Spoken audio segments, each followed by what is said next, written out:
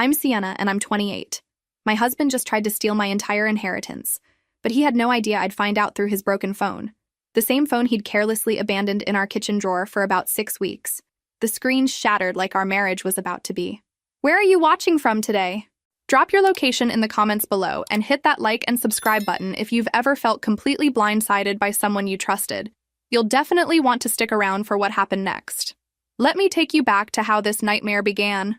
It was a Tuesday morning in October, and I was rushing around our Manhattan penthouse like a woman possessed.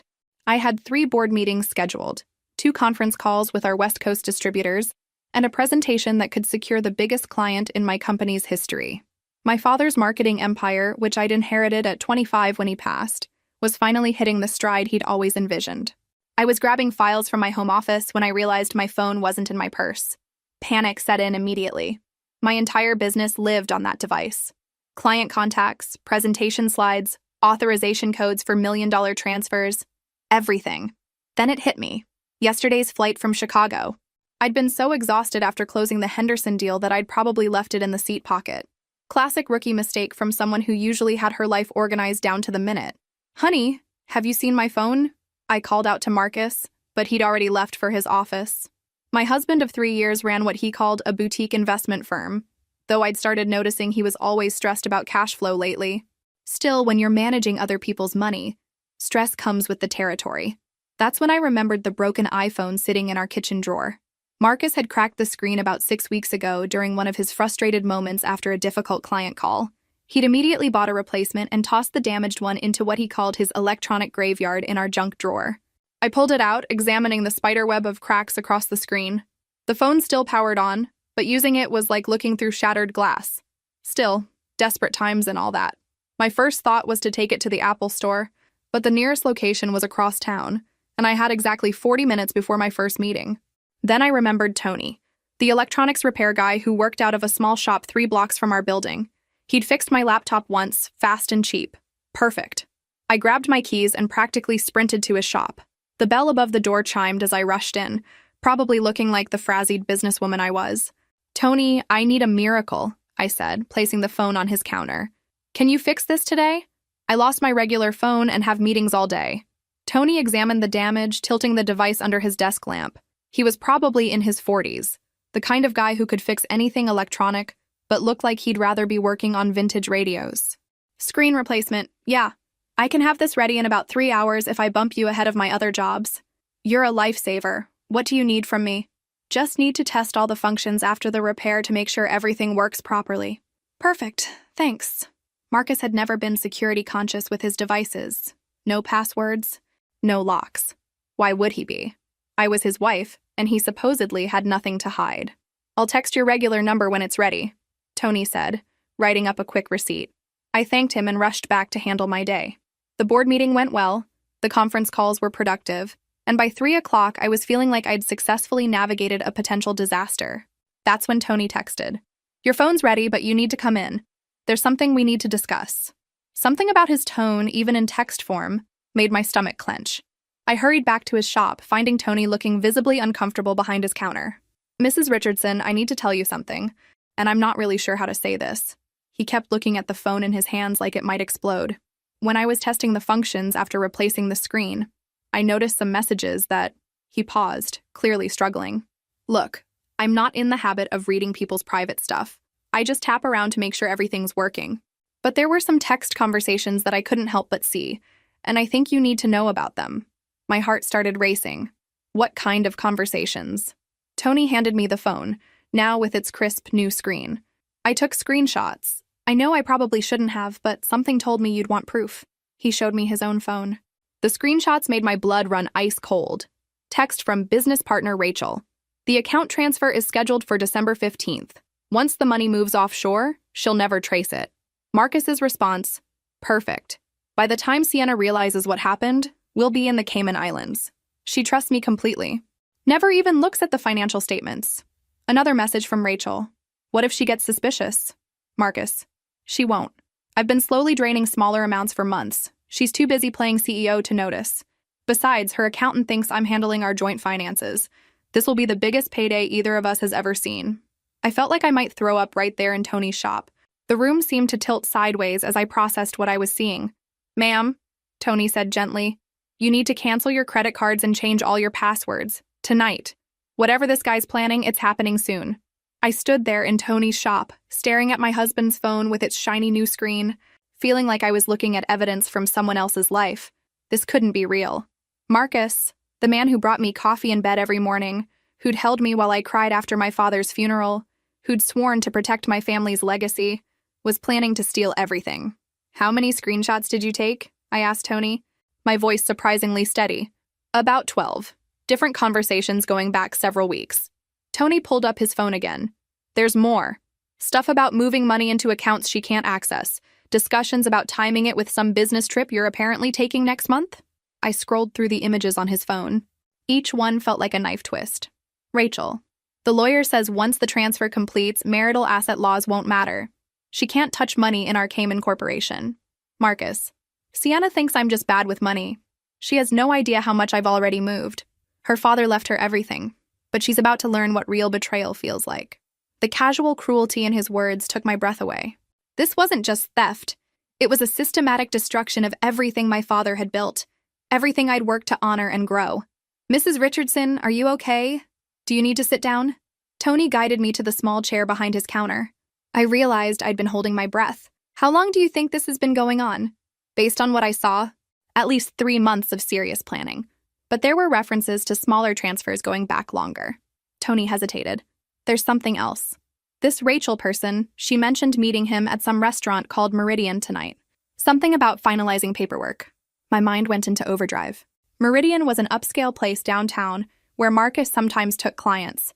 If they were meeting tonight, that meant the plan was accelerating. "I need copies of everything," I said, standing up with new determination.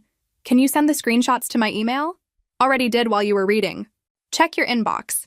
I pulled out my backup phone, a simple device I kept for emergencies. The screenshots were there, along with Tony's note. "Get a lawyer immediately. This looks federal-level serious." Walking back to our building, I felt like I was moving through water. Everything looked the same but felt completely different.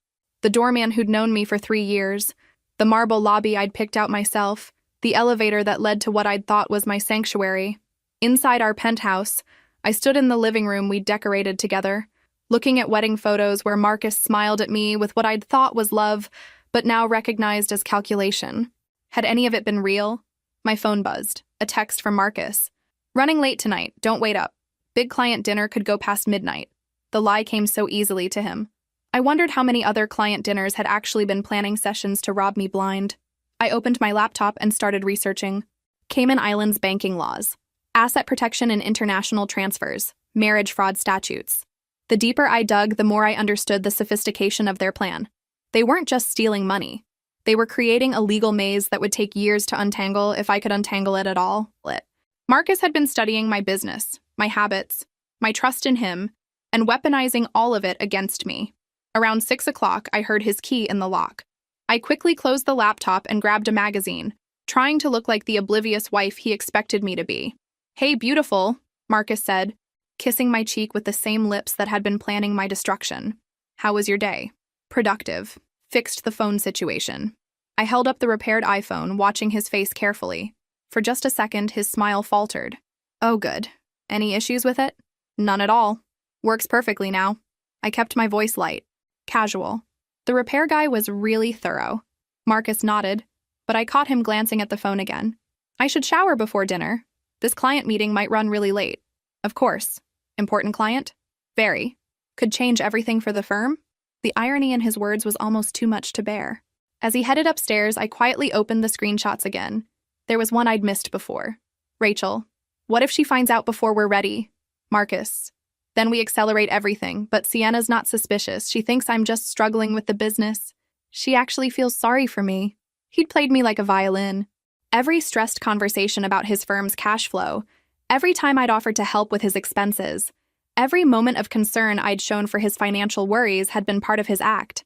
But Marcus had made one crucial mistake. He'd underestimated the woman whose father had built an empire through paranoia, preparation, and never trusting anyone completely. Time to show him exactly how much my father had taught me. That night, I lay in bed listening to Marcus breathe beside me, wondering how long he'd been planning this betrayal while sharing our most intimate moments. His phone buzzed softly around 1 a.m. He grabbed it quickly, clearly trying not to wake me. I kept my breathing steady and my eyes closed, but through my lashes I could see him typing. Another piece of his conspiracy, happening right next to me in our marriage bed. When I was certain he was asleep, I slipped out to my home office and started making calls. First to Janet, my company's head of security, who had connections I'd inherited along with the business. Janet, I need a favor and I can't explain why right now. Can you recommend someone who specializes in financial forensics? Someone discreet. Sienna, it's 2 a.m. Are you in some kind of trouble? Potentially serious trouble. I need someone who can trace money transfers and international banking activity. Tonight. Janet was silent for a moment. I know someone. Former FBI Financial Crimes Unit. He'll charge premium rates for emergency work, but he's the best. His name is David Chen. Send me his number, and Janet, not a word to anyone, including my board of directors. Understood. David Chen answered on the third ring, sounding surprisingly alert for the middle of the night. Ms. Richardson, Janet filled me in on the urgency. What do you need? I need to know if someone has been moving money out of my accounts without my knowledge. And I need to understand what legal protections I have if they're planning something bigger. I'll need account access and authorization to run forensic traces. How soon can you meet? Tomorrow morning, but I need this completely confidential. Understood. Bring all your financial statements, passwords, and any evidence you have of suspicious activity. After hanging up, I spent the next 3 hours going through every financial document Marcus had access to. Joint accounts, business transfers, investment portfolios, creating a complete picture of our financial relationship. What I found chilled me to the bone. Small transfers I'd never noticed. 5,000 here, 10,000 there, always just below the threshold that would trigger automatic notifications. Marcus had been bleeding money from our joint accounts for months, so gradually I'd never questioned the balance fluctuations. The morning came too quickly. Marcus made coffee and kissed my forehead before leaving for what he claimed was an early client breakfast. I watched from our window as he got into a cab, then immediately called David Chen. We met at a small office building in Midtown. David was exactly what I'd expected from former FBI. Methodical, direct, and reassuring in his competence. Show me everything, he said without preamble. I laid out the screenshots, financial statements, and my timeline of suspicious behavior. David studied each document with the focused intensity of someone who'd built a career catching financial criminals. Mrs. Richardson, you're looking at sophisticated fraud. This isn't amateur hour. Your husband has been systematically positioning assets for a major transfer. He pointed to several transactions I'd missed. These smaller amounts weren't random. They were test runs, making sure he could move money without triggering security alerts. How much are we talking about? David pulled up his laptop and started running numbers. Based on your account balances and the pattern I'm seeing, I'd estimate he's already moved approximately $200,000. But that's just preparation for the main event. My stomach dropped. The main event? Your inheritance accounts, your business holdings, the trust funds your father established. If they succeed with this Cayman transfer, they could potentially access everything. We're talking about tens of millions. The number hit me like a physical blow. My father's entire life's work, the security he'd built for my future, the company that employed hundreds of people, all of it at risk because I'd trusted the wrong man. What are my options? Legally, we need to move fast. I recommend freezing all joint accounts immediately and changing access to anything he could potentially reach. We also need to document everything for potential criminal charges. Criminal charges? Mrs. Richardson, this isn't just divorce court material. We're looking at wire fraud, potentially RICO violations if this business partner is involved in other schemes. Your husband could be facing serious federal prison time. I thought about Marcus making coffee that morning, kissing my forehead, lying to my face about his breakfast meeting. The casual sociopathy of it all made me furious in a way I'd never experienced before. How long before they could execute this major transfer? David checked the screenshots again. Based on their timeline, you have maybe 2 weeks, possibly less if they get spooked. Then we need to spook them first. Have you ever experienced that moment when you realize someone you love has been playing a completely different game than you thought? Drop a comment below if you've ever had your trust shattered by someone close to you. David smiled grimly. I like the way you think. What did you have in mind? By noon, David and I had transformed my financial life into a fortress. Every account Marcus could access was frozen. Every password was changed. Every automatic transfer was suspended. If he tried to move so much as a penny, alarms would sound from 3 different monitoring systems.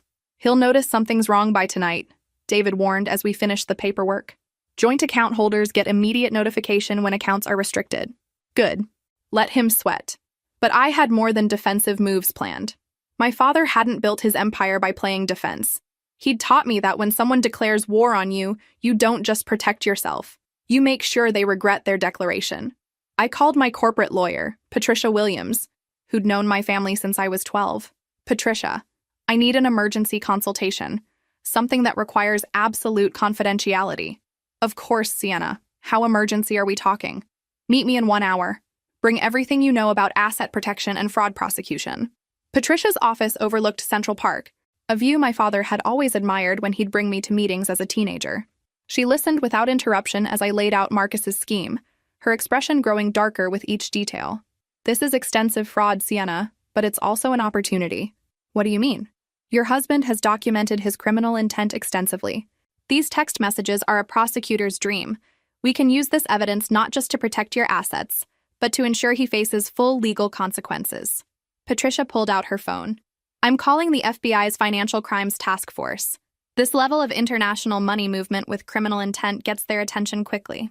While she made the call, I started planning my next moves.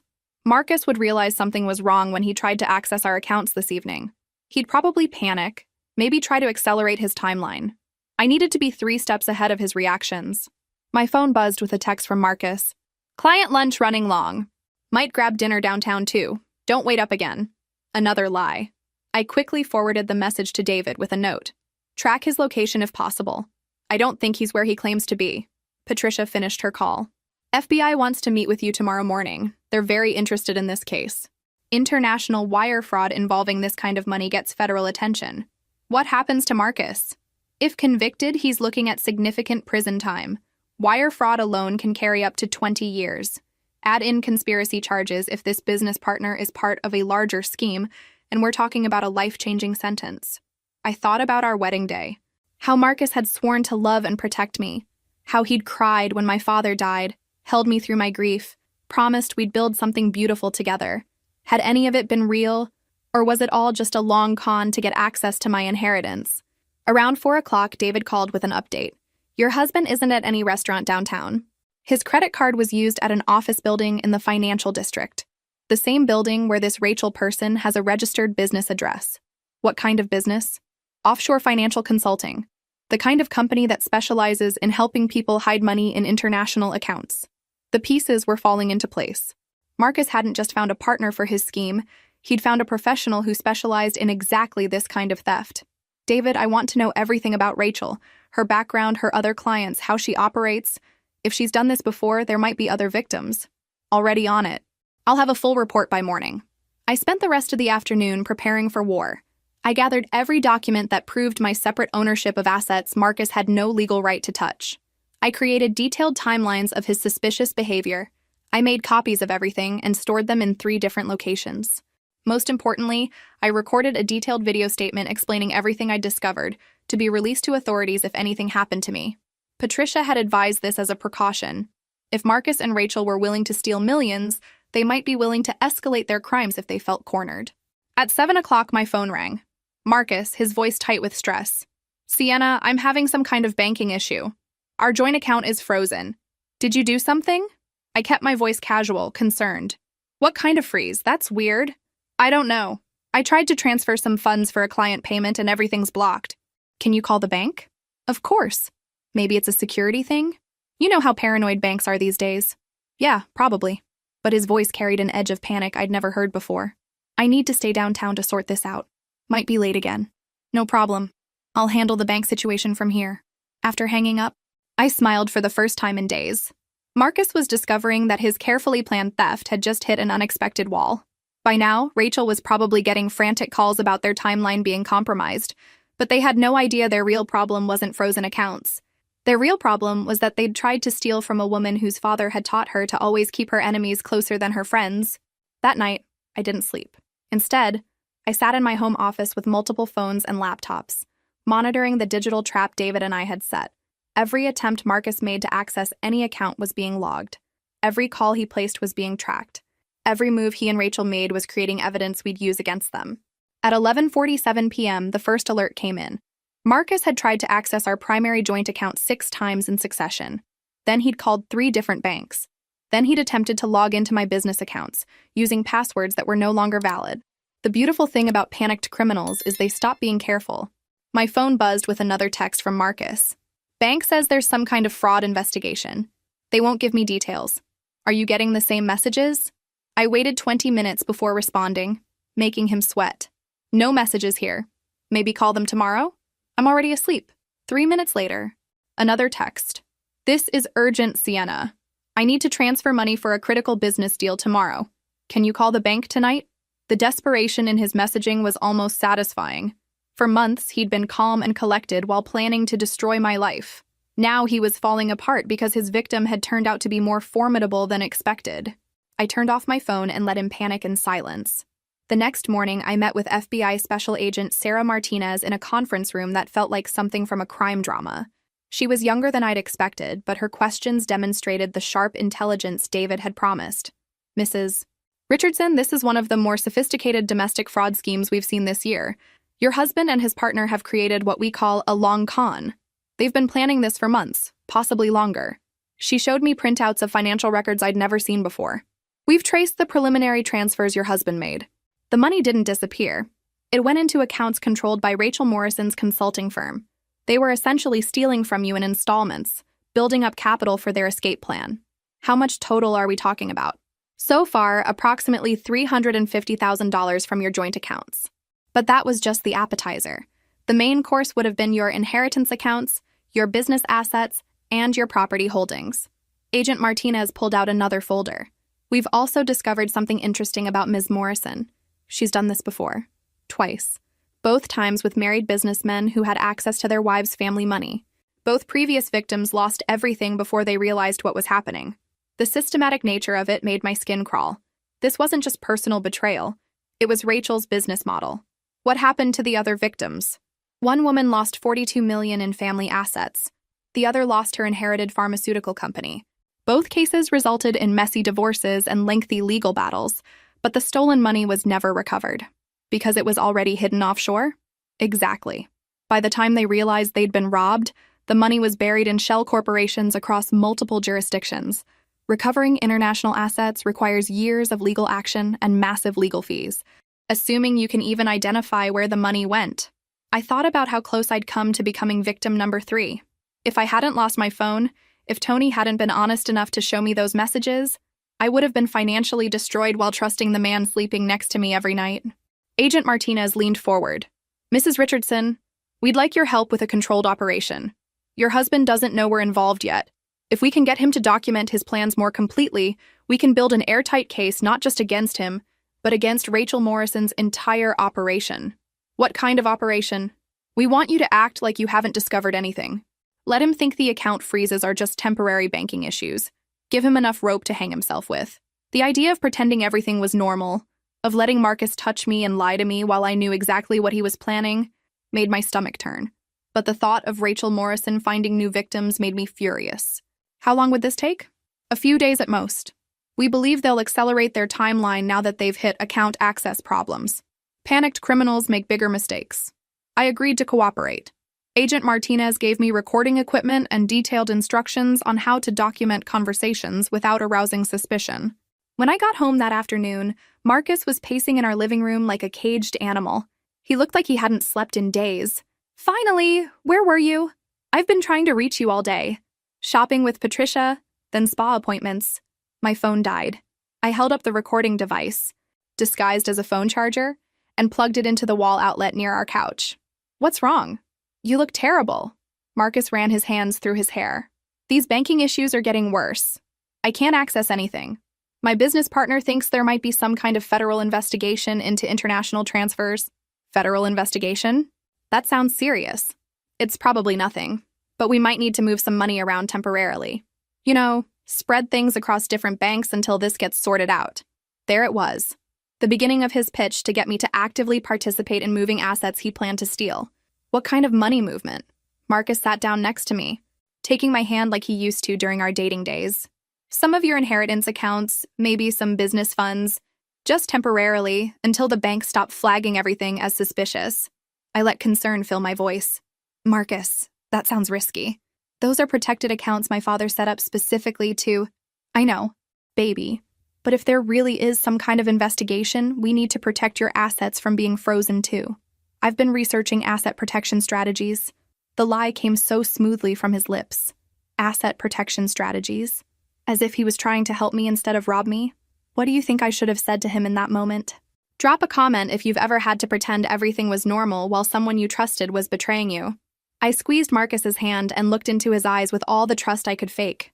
You're right, honey. I should probably move everything to safety. Can you help me figure out the best way to protect Dad's legacy? The relief on his face was almost comical. He thought he'd just convinced me to hand over millions willingly. Of course, baby. I've already researched some options.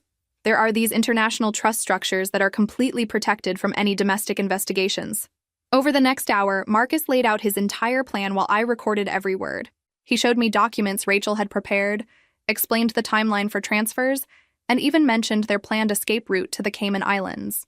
The most chilling part wasn't the sophistication of his scheme. It was how naturally he lied to me, how easily he played the concerned husband while describing my financial destruction in detail. The beauty of this structure, he said, pulling up bank documents on his laptop, is that once the money is transferred, even if something goes wrong domestically, our assets are completely protected. Our assets. He was already thinking of my inheritance as his money. When would we need to do this? Tomorrow. The transfer window for these international accounts is pretty narrow, and with all the banking scrutiny happening right now, we can't afford to wait. I nodded thoughtfully. I'll need to call Patricia and have her review everything first. Marcus's expression tightened almost imperceptibly. Actually, baby, it might be better if we kept this between us for now. Lawyers sometimes overcomplicate these protection strategies. We can loop Patricia in after everything's secured.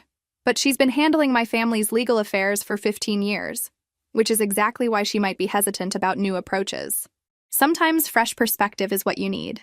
Marcus moved closer, his voice taking on the intimate tone he used during our most personal conversations. Trust me, Sienna. I would never let anything happen to what your father built. The irony was breathtaking. He was asking me to trust him while planning the complete destruction of my father's legacy. Okay, I said finally. If you think it's the best way to protect everything, I trust you. Marcus kissed me then, and I had to fight not to recoil. This man who'd shared my bed for 3 years, who knew my body better than anyone, who'd held me through my darkest moments, was betraying me with a thoroughness that took my breath away. That night, Marcus made dinner and opened an expensive bottle of wine, celebrating what he thought was his successful manipulation of his trusting wife.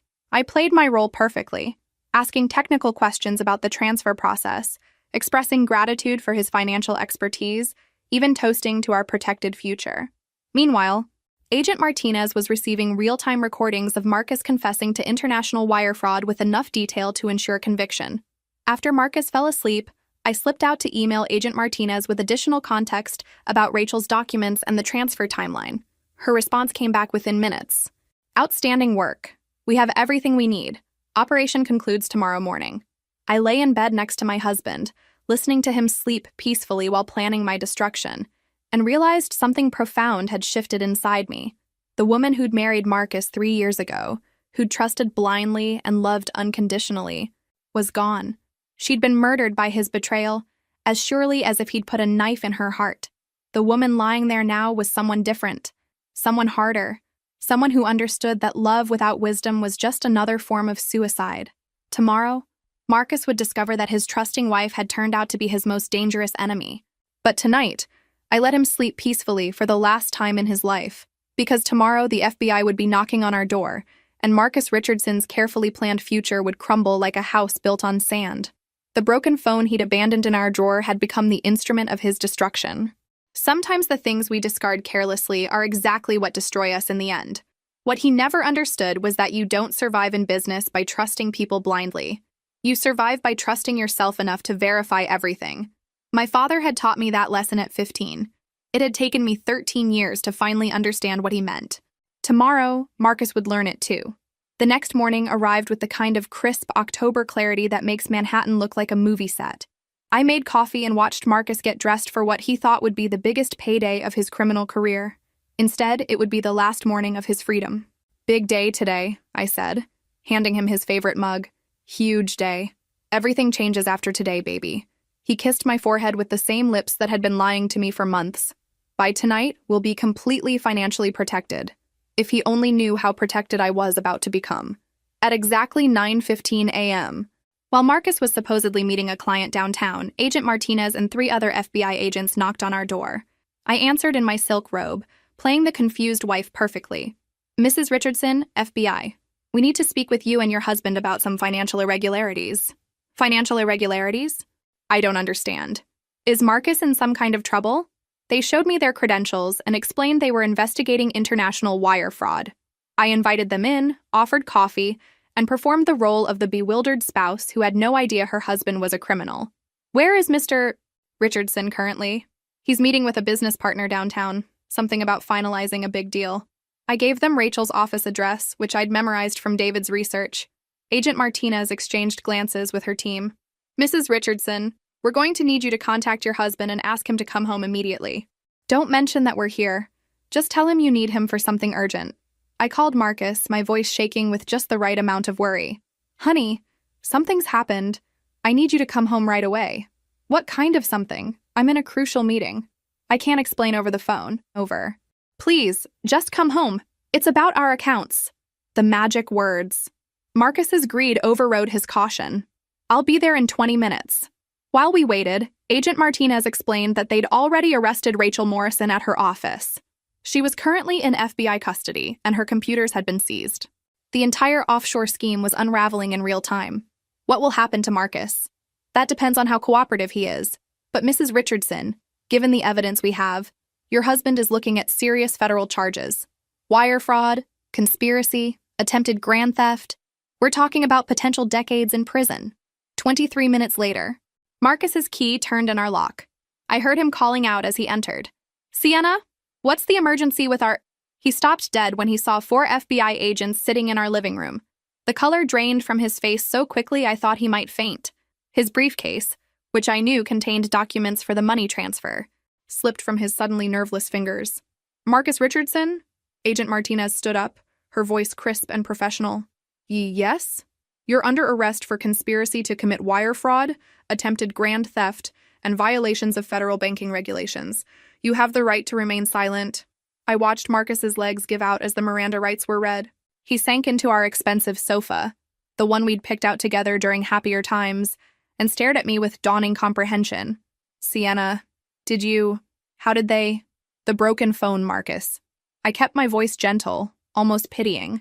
You forgot to delete your text with Rachel before you threw it in the drawer? His face went from pale to gray.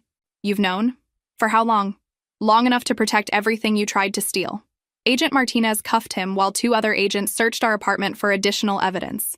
They found Rachel's transfer documents, offshore account information, and detailed plans for their escape to the Cayman Islands. Mrs. Richardson, Agent Martinez said as they prepared to take Marcus away, you'll need to come in later today to finalize your statement. But I want you to know, your cooperation has helped us shut down an operation that could have victimized dozens of other women. As they led Marcus toward the door, he turned back to me with desperate eyes. Sienna, please. We can work this out. I love you. I was just trying to protect us from what, Marcus? From my success? From my inheritance? From the fact that I was always going to be more successful than you? The truth of it hit him like a slap. His entire scheme hadn't been about protecting anything. It had been about destroying a woman whose achievements made him feel inadequate. I never meant for it to go this far. You meant to steal $43 million and disappear to another country. How much further could it have gone? The FBI agents escorted him out of our building, past the same doorman who'd greeted us as a happy couple for 3 years. I watched from our window as they put him in the back of a federal vehicle, knowing it was the last time I'd see him as anything other than a defendant in a criminal trial. What do you think will happen next?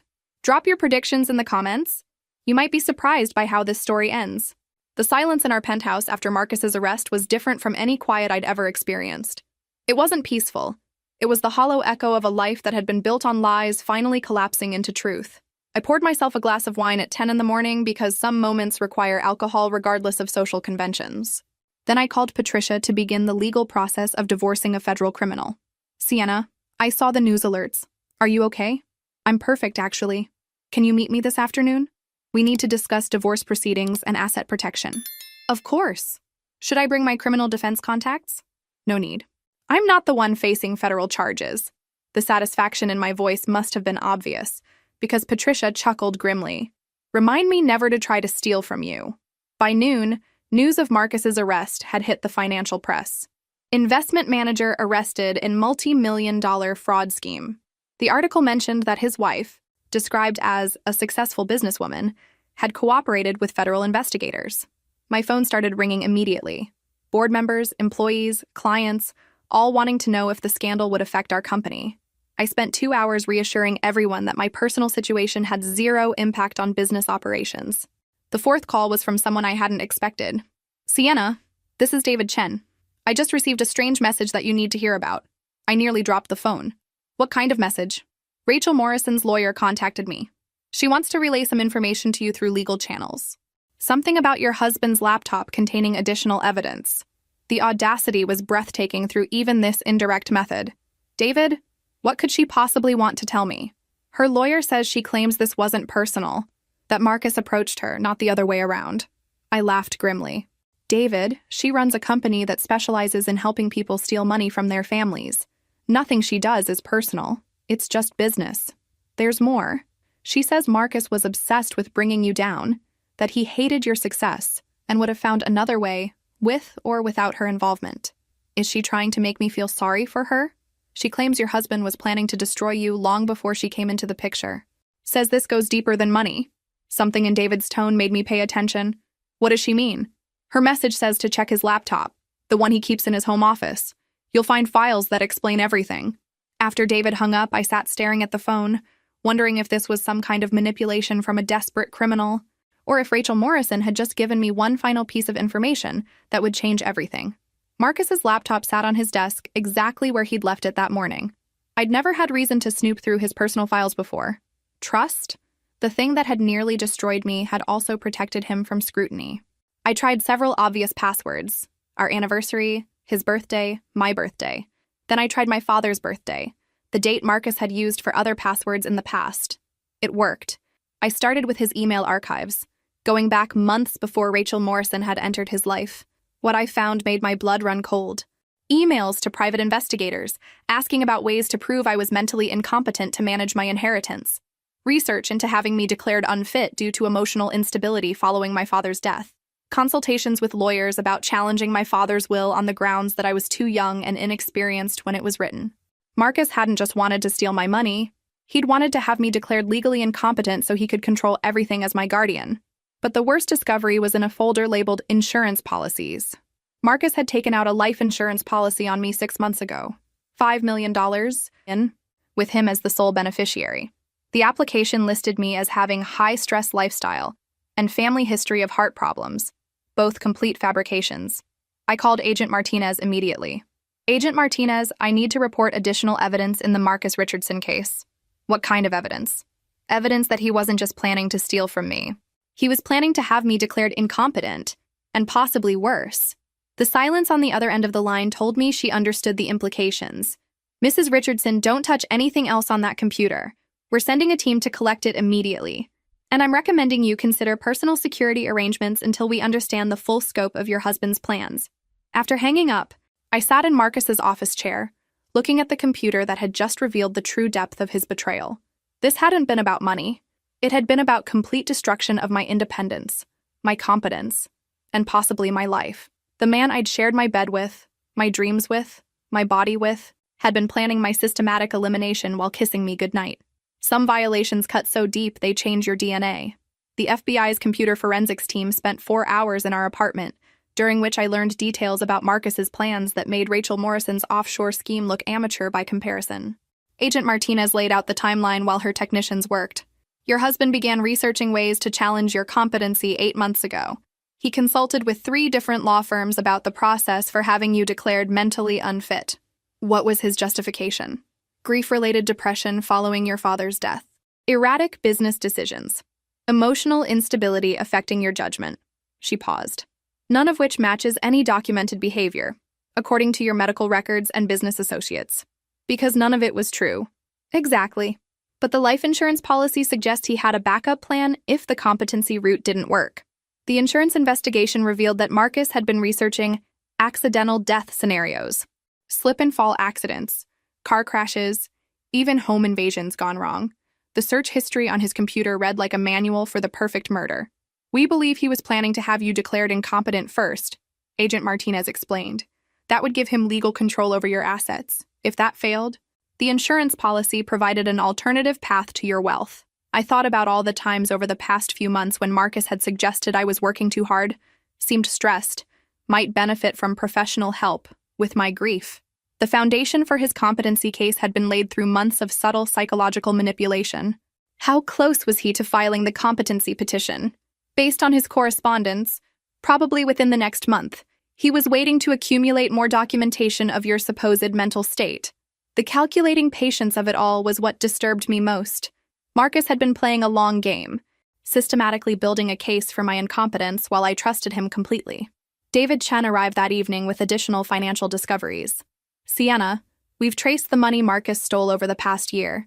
It's significantly more than we originally thought. How much more? Close to $600,000 total. He'd been siphoning funds since right after your father's funeral, using your grief as cover for taking control of financial decisions. The timeline made me sick. While I'd been mourning my father, trusting Marcus to help manage the practical details of settling the estate, he'd been systematically robbing me. There's something else, David continued. Marcus had been researching your business operations extensively. Client lists, vendor relationships, key employee information. We think he was planning to sabotage the company as part of his competency case. Sabotage how? Create problems that would make you look like an incompetent leader. Lose key clients, make bad financial decisions, generally undermine your professional reputation. I realized that several unusual business problems over the past few months now made sense. Clients who'd suddenly become difficult for no apparent reason. Vendor relationships that had soured mysteriously. Key employees who'd seemed dissatisfied despite having no obvious grievances. Marcus hadn't just been stealing my money. He'd been actively sabotaging my professional life to support his case that I was unfit to manage my inheritance. That night, I sat in my living room with a bottle of wine and Marcus's laptop, reading through the complete documentation of his plan to destroy me. The level of detail was staggering. Psychological profiles explaining how to manipulate someone in grief, legal strategies for challenging inherited wealth, even backup plans involving my potential disappearance. My phone rang the next afternoon. Unknown number. Hello? Sienna, it's Marcus. I'm calling from detention during visiting hours. How did you get phone access? I need to talk to you. There are things you don't understand. I understand perfectly, Marcus. I found your laptop. Silence on the other end of the line. The competency research. The insurance policy. The business sabotage. I understand everything. Sienna, please. You have to believe me. I was desperate. My business was failing, and I couldn't stand watching you succeed while I lost everything. So you decided to destroy me instead of building yourself up. I never meant for it to go so far. The insurance thing, that was just financial protection in case something really did happen to you. People in high-stress careers... Marcus, stop. Just stop lying. You researched accidental death scenarios. You planned my murder. It wasn't supposed to be like that. I just wanted us to be equal. I wanted to matter as much as you did. The pathetic honesty in his voice was almost worse than his lies. Marcus hadn't just been greedy. He'd been eaten alive by jealousy and inadequacy, and he'd chosen to destroy me rather than face his own limitations. You did matter, Marcus. You mattered to me. That's why I trusted you with everything. I know. I threw it all away because I couldn't stand being the lesser partner in our marriage. You were never the lesser partner. You made yourself lesser by choosing to be a thief instead of a man. I hung up and blocked his number. That evening brought news that would change everything one final time. Agent Martinez called early the next morning with an update that made me sit down hard in my kitchen chair. Mrs. Richardson, we've made an additional arrest in your case. Someone you're going to want to hear about. Another partner of Rachel's? No, someone much closer to home. We arrested your accountant, Jennifer Walsh, at her office an hour ago. The name hit me like a physical blow. Jennifer had been managing my personal finances for over 2 years. She'd been recommended by Marcus when my father's longtime accountant retired. I'd trusted her with access to everything. Jennifer was involved in this? More than involved. She was the one who gave Marcus access to your inheritance accounts. The offshore transfers wouldn't have been possible without someone with her level of access to your financial systems. I felt like I was going to be sick. How long has she been working with him? Based on the evidence we've recovered since about 6 months after your father died. She approached Marcus, not the other way around. The timeline made me dizzy. While I'd been grieving, Marcus had been recruited into a conspiracy that had already been targeting me. Mrs. Richardson, there's more. Jennifer Walsh has been systematically embezzling from you for over 2 years. We estimate she's stolen approximately $1.2 million in total. The number was staggering. But what hurt more was the realization that I'd been surrounded by people planning my destruction while I mourned my father and trusted my husband. How is this connected to Rachel Morrison? Jennifer is Rachel's business partner. They've been running this operation for years, targeting wealthy women who inherited family businesses. They identify targets, place someone inside their financial operations, then recruit a romantic partner to help with the psychological manipulation. My legs gave out. I sank to the kitchen floor, phone still pressed to my ear, understanding finally hitting me like a freight train. Marcus wasn't my husband who turned into a criminal. He was a criminal who became my husband. We believe that's correct. Jennifer identified you as a target shortly after your father's death. Marcus was introduced to you at that business conference specifically to begin a romantic relationship that could provide access to your inheritance. The business conference where I'd met Marcus. I'd thought it was fate, the way we'd struck up a conversation at the hotel bar, how perfectly we'd seemed to match each other. But it had been a setup from the beginning. How much of our relationship was real? Agent Martinez's silence answered my question. I sat on my kitchen floor for an hour after hanging up, processing the complete destruction of everything I'd thought I knew about my life for the past 3 years. My marriage had been a business transaction. My husband had been an actor playing a role. My love had been the weapon they'd used to rob me. But as the initial shock wore off, something else began building inside me. Not grief this time. Not betrayal. Fury. Pure, crystalline fury at the elaborate con game that had turned my life into their profit center. David Chen arrived that afternoon with more devastating details. Sienna, we've traced the pattern. Jennifer and Rachel have done this to at least 6 other women over the past decade. You were just their latest target. What happened to the others? 2 lost everything and never recovered. 1 committed suicide after losing her family's restaurant chain. The others are still fighting in courts, trying to recover assets hidden in offshore accounts. I thought about the woman who'd killed herself rather than live with the complete destruction of her family legacy, and my fury crystallized into something harder and more focused. These people hadn't just robbed me. They were professional destroyers of women's lives. David, I want you to contact every one of their previous victims. I want to coordinate our cases and make sure Jennifer, Rachel, and Marcus face charges for everything they've done. That could take years of legal work. I have years, and I have resources they underestimated. That evening, I called Agent Martinez with a proposal. Agent Martinez, I want to help you build the strongest possible case against these people, not just for what they did to me, but for what they've done to other women. What did you have in mind?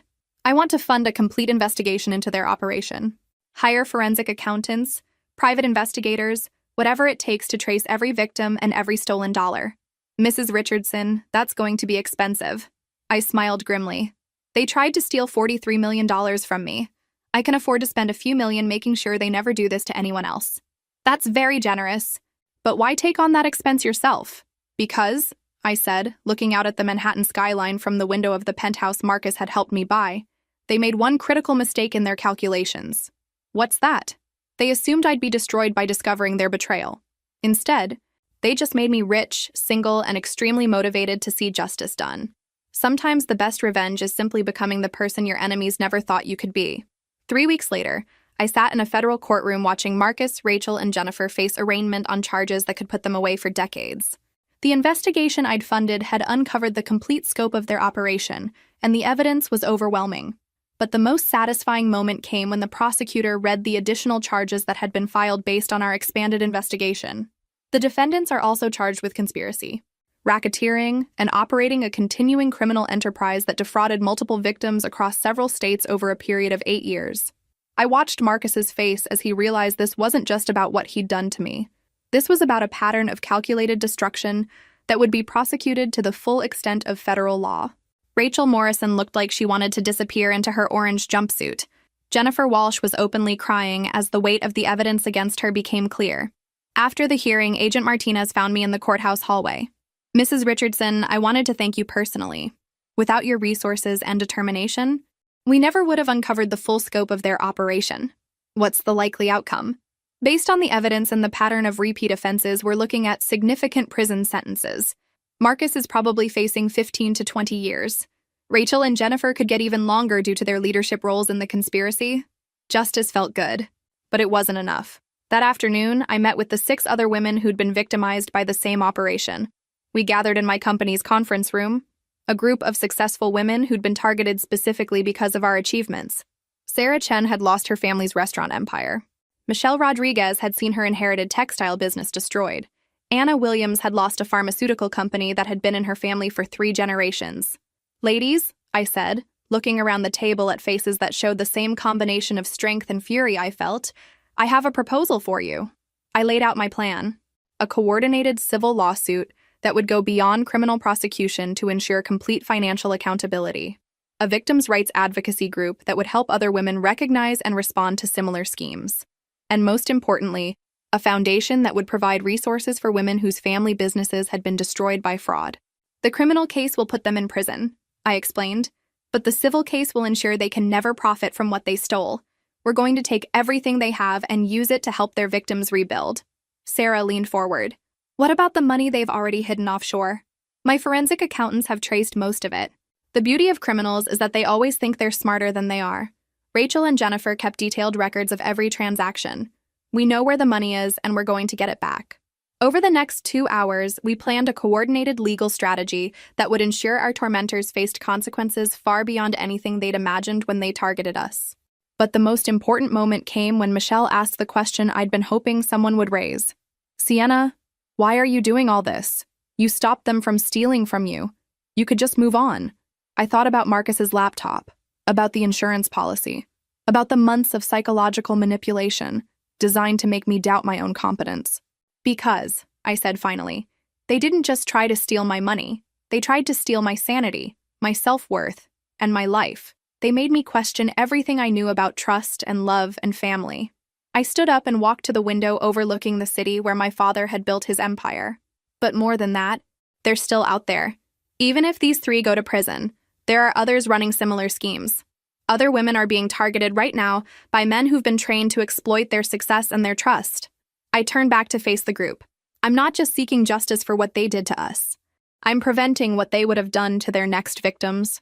Anna nodded slowly. It's not about revenge. It's about protection. Exactly. We're going to turn their own success against them. Use their detailed records to expose their methods. Make it impossible for anyone to run this kind of operation again.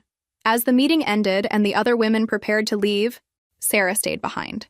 Sienna, can I ask you something personal? Of course. How do you trust anyone again after something like this?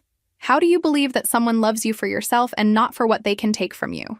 I'd been asking myself the same question for weeks. I don't know yet, I admitted. But I know that letting their betrayal destroy my capacity for trust would be giving them exactly what they wanted. They tried to make me paranoid and isolated. The best revenge is becoming someone who can love wisely instead of fearfully. Sarah smiled for the first time since I'd met her. Wise love instead of blind trust. Something like that.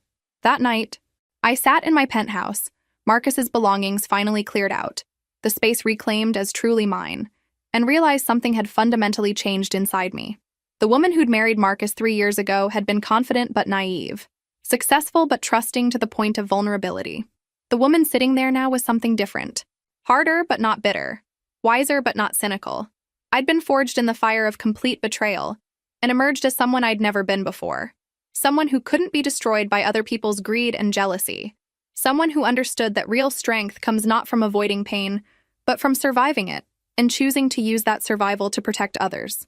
Tomorrow, the civil lawsuit would be filed. The foundation would be established. The advocacy group would begin helping other women recognize and escape similar schemes. But tonight, I raised a glass of wine to the woman I'd become, and to the father whose legacy had survived every attempt to destroy it. Because sometimes the only way to honor the people who believed in you is to become worthy of their faith, even after they're gone. 6 months later, I stood in the same federal courthouse where Marcus had been sentenced to 18 years in prison. Today, I was there for the final hearing in our civil case, where the judge would rule on asset recovery and restitution. The number he announced made me close my eyes in satisfaction. The court awards the plaintiffs a total of $47.3 million in damages and recovered assets, to be distributed among the victims according to the established formula. It was more than any of us had lost individually, but less than what the criminals had stolen from all their victims combined. Still, It represented justice in a way that felt complete. Rachel Morrison, now facing 22 years in federal prison, would spend the rest of her career criminal life behind bars. Jennifer Walsh had received 15 years and would never work in finance again. And Marcus? Marcus had tried to write me letters from prison. Apologies, explanations, attempts to reframe his betrayal as some kind of misguided love. I'd returned every letter unopened. Some bridges don't deserve to be rebuilt. After the hearing, I walked out of the courthouse into bright spring sunshine, breathing air that felt different than it had 6 months ago. Cleaner somehow. Less heavy with the weight of deception. Agent Martinez caught up with me on the courthouse steps.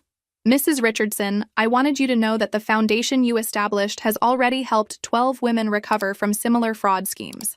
The advocacy group has prevented at least 6 other women from becoming victims." Good, that's the point. There's something else. We've received reports of similar operations in 3 other states. Women being targeted through romantic relationships designed to provide access to inherited wealth. Would you be willing to consult on those cases? I'd been expecting this request. The success of our coordinated approach had attracted attention from law enforcement agencies dealing with similar crimes. Send me the case files. If these women want help building their cases the way we did, I'm interested. As Agent Martinez walked away, I realized I'd found something unexpected in the aftermath of Marcus's betrayal. Purpose, a reason to use my resources and experience beyond just building my father's business. My phone buzzed with a text from David Chen. "Lunch to celebrate? I promise not to bring any forensic accounting documents." I smiled and typed back, "Only if you promise to tell me about that vacation you've been planning. Some of us need to remember that life exists outside of legal battles." David had become something I hadn't expected. A real friend who'd proven his loyalty during the worst period of my life. Not romantic, at least not yet, but genuine in a way that felt revolutionary after 3 years of living with an actor. That evening, I hosted a dinner party at my penthouse for the other women from our legal team. We'd become an unlikely family, bonded by shared trauma, but united by our refusal to be defined by what had been done to us. "So," Michelle said, raising her wine glass, "what's next for the victim's rights advocate who took down a criminal empire?" "I've been thinking about expanding the business," I said. "Dad always wanted to open international offices. London, maybe Tokyo." "Running away from the scene of your triumph?" Sarah teased. "More like running toward new challenges. Besides, this kind of fraud isn't limited to the United States. Women all over the world are being targeted by men who see their success as something to exploit." Anna leaned forward, interested. "You mean taking the foundation international?" "I mean building a network. Law enforcement cooperation, victim resources, prevention education, making it harder for people like Marcus and Rachel to operate anywhere." As the evening wound down and my friends prepared to leave, I found myself thinking about the woman I'd been when this all started. Successful but naive, trusting to the point of vulnerability. That woman was gone, but not in the way Marcus had planned. I'd become someone stronger, wiser, and infinitely more dangerous to people who preyed on successful women. My phone rang as I was cleaning up. Unknown number, but something made me answer. "Is this Sienna Richardson?" "Yes." "Who is this?" "My name is Catherine Wells. I'm calling from London. Agent Martinez gave me your number. I think I'm being targeted by the same kind of scheme that happened to you." I sat down, suddenly focused. "Tell me everything." For the next hour, I listened to Catherine describe a situation that was eerily familiar. A romantic partner who'd appeared in her life shortly after she'd inherited a family business. Financial advisors who'd been recommended by that partner. Suggestions that she might not be competent to handle her inheritance alone. "Catherine," I said when she finished, "how quickly can you get to New York?" "I can fly out tomorrow." "Why?" "Because we're going to make sure your story has a very different ending than mine almost did." After hanging up, I walked to my window and looked out at the Manhattan skyline, the same view I'd had during some of the darkest moments of my life. But tonight, the lights looked different. Not like a city where I'd been victimized, but like a fortress where I'd learned to fight back. My father had built an empire based on the principle that success requires vigilance, that trust should be earned, not given freely. That strength comes from protecting not just yourself, but others who might be vulnerable. I'd learned those lessons the hard way, through betrayal that had nearly destroyed me. But I'd survived, and more than survived. I'd turned my victimization into a weapon against people who preyed on successful women.